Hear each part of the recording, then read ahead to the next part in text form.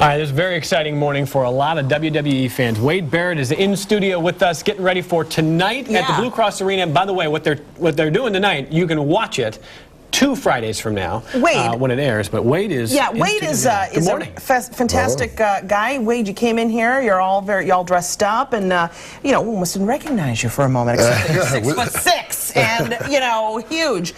You're in town tonight, and your fans, of course, are just crazy. They're crazy about you. What's your persona like? To be honest with you, I personally don't have too many fans. I'm kind of seen as the bad guy more than anything. So I'm the guy that people generally like to come along and boo and give me some sticks. So it's everybody else. You know, I love being booed. I love the notoriety I get from the crazy stuff we do out there. So no, I'm not offended at all by it. It's part of the show. It's something we enjoy. But Norma, see, he doesn't know his own strength. This guy's. My first wrestling was 1986. I went to WWF at the Richfield Coliseum outside Cleveland, which has been since, I think, torn down. But I grew up with the likes of, Hulk Hogan and Ira the Giant and all those guys. I saw Roddy Piper take on Macho Man. But wait, you talk about being a villain, but at the same time, that can change, right? I mean, characters, different things can happen in the storylines, and you may end up being... You could save a kitten from a tree, and then all of a sudden you're a nice guy. I'm not a great tree climber, but yeah, definitely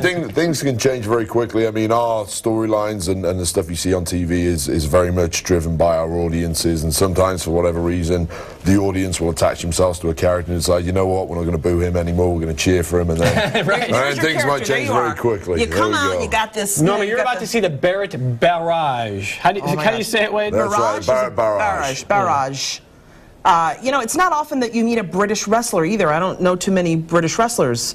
Perhaps I live in a cave, though. Maybe there are more. Yeah, I mean, it used to be popular. It used to be pretty popular in the UK in the 60s and 70s. I mean, like these, like wrestlers like you, though. Yeah, I mean, it kind of died out in the UK for a little while, and the American scene kind of took off and became huge in the 80s, and that's when I grew up, and I became a huge fan of the guys you mentioned, the Andre the Giants, the Roddy Pipers, Macho Mans. That's what we used to watch. There was a guy, the British Bulldog, Davey Boy Smith. Oh, love the British Bulldog. My personal hero. He grew up just down the road from where I was from. Foundation of British Bulldogs. Yeah, absolutely. So your persona is being the villain, but when you start speaking, you're so proper in the way that you speak. How do you act like a gentleman, the English gentleman that you are, but at the same time, you're this big tough guy in the ring who's going to take people out. Sometimes when you speak eloquently, that makes people hate you even more.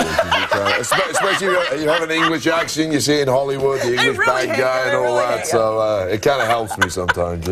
Now, I want to ask some serious questions. I mean, because you guys, you have to be in incredible shape to be able to do what you do, and to do it without, I mean, have you suffered injury? I mean, most wrestlers have some injuries throughout their career. Yeah, actually, earlier this year, I was out for about 6 months. I snapped my arm. Another wrestler landed on it, and it kind of snapped back the wrong way, so that was a pretty nasty injury. I've got a 12-inch scar up my back from where I tore a muscle, and they had to reattach that. I was out for 9 months previously, so yeah, it's a very dangerous game, although what we're doing is entertainment. We always tell people don't try this at home, especially the parents that are out there. If you see your kids playing around, it's... and the kids love to, They love to do what they see on TV, but, you need to make sure, look, it's very dangerous. Although we get up every time, well, not every time, but most of the time we get up and we walk away fine. We're highly trained. We're effectively stunt people in a way. So, you need to make sure kids at home, they aren't doing this stuff. Did you play any other sports when you were growing up? I mean, did you play basketball? I mean, did they play basketball in England? I don't know. Yeah, Did you do basketball rugby or football? I did a bit of rugby, proper football. But yeah, soccer, as you like to call it. I was a very, very big soccer player, a very tall soccer player. And the older I got, the bigger I got, the slower I got, and then I realized I can't play soccer anymore. I need to find something else. So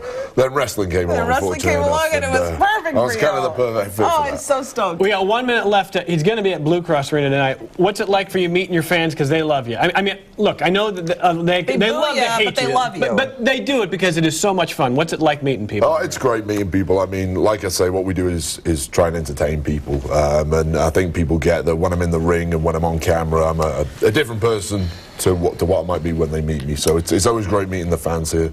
And you look like an extra from the movie 300. Yeah, I've been told that before since I've grown the beard, actually. Totally could have played a Spartan. Maybe. Stop flirting, Norma. Could you say, slow down, You're not going to get a Barrett Barrage. Could you say, this is Sparta? This is Spartan. Oh, I love it.